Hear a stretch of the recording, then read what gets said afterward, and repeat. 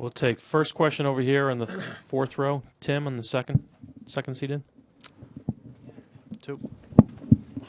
Tim Cowell, Common Record Reads. Steve, obviously Steph and Clay struggling a little bit with the shot. Do you just say, Sean, go ahead and take as many shots? What happened with Livingston there that just seemed to open up his jump shot? I think, first of all, he just played a great game, but I thought he looked for openings. He was very aggressive, and this was a strange game for us. We were not used to having both Steph and Clay off like that with their shooting. But the one thing we've talked about all year is if we defend and take care of the ball, then we're always going to have somebody score enough points for us, and whether it's the starters or the bench.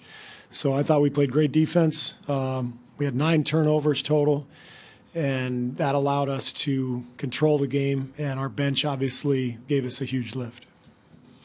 Right here in the third row, the center. Rick Tittle with 95.7 The Game in San Francisco. How much would you say it was your defense and they were just really cold in this game? Well, it's always a combination. Yeah, I mean, nobody ever plays perfect defense. Guys always miss open shots.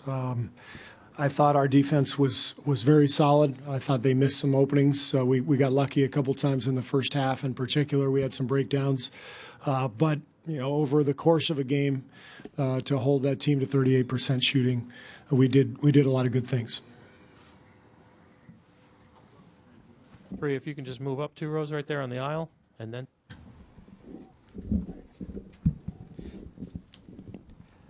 Jeff Ferrato, Bay Area News Group. Steve, how do you account for what happened with Clay and Steph tonight? That, like you said, doesn't happen often. Well, with Clay, he got into early foul trouble. That took him out of rhythm. Steph just had one of those nights. Just wasn't going in, and he had some turnovers. So it happens. Even the best players in the world have bad nights, but it didn't hurt us because of our bench and our overall play, as I said, with our defensive effort and taking care of the ball. Same row inside. You talk about the job Iguodala did offensively and defensively both. Yeah, I mean, Andre he's a brilliant basketball player. He doesn't get enough credit.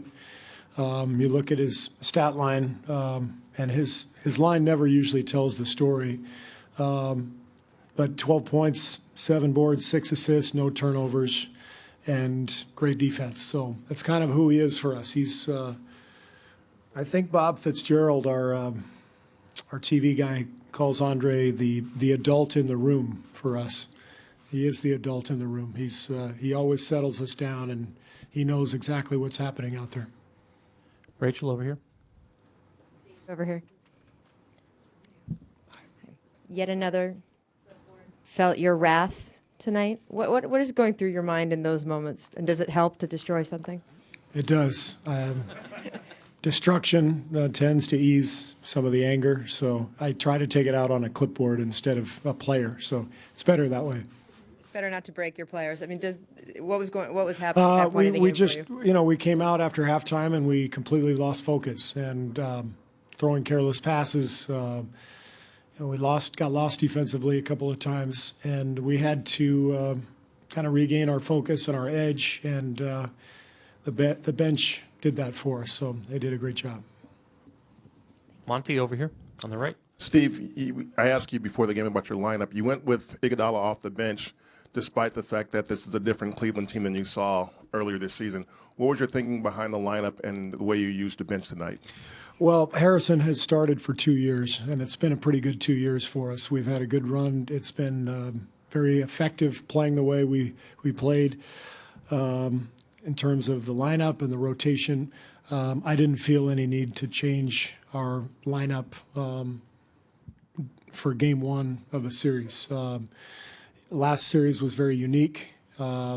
We felt like we needed to get Andre on the floor right away against Durant. This series, we want to get a feel for how everything's going. I thought Harrison played great, but we're not going to change our starting lineup in game 1 of the series because we've been successful doing what we've done. Quick follow-up is also Andrew was pretty active early on the offensive end. Was that by design, or is that just the way it worked out? No, just the way it worked out. He was aggressive, and he got some buckets early. In the center? Daniel LaRue, Real GM. Coach, you used Draymond Green at the start of the second and the fourth quarters. Was stopping that Fry LeBron lineup that has done so well in the rest of the playoffs, was that a priority for you in this game? Well, you noticed our rotation changed. We've been playing most Spates to start the second and fourth quarters.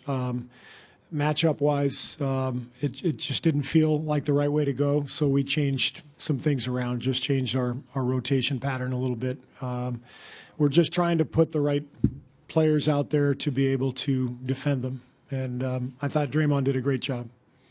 Fourth row in the center? Steve, Phil Barber, Press Democrat.